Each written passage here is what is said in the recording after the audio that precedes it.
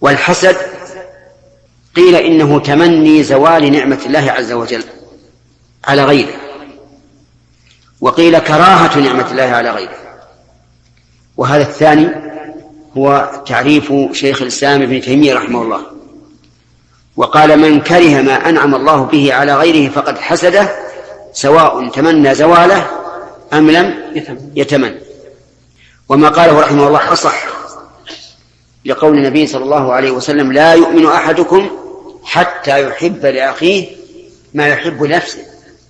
فكيف تكره لأخيك أن يمن الله عليه بفضل من علم أو مال أو جاه أو ولد أو غير ذلك، وأنت لا تكره ذلك لنفسك؟ هذا حسد.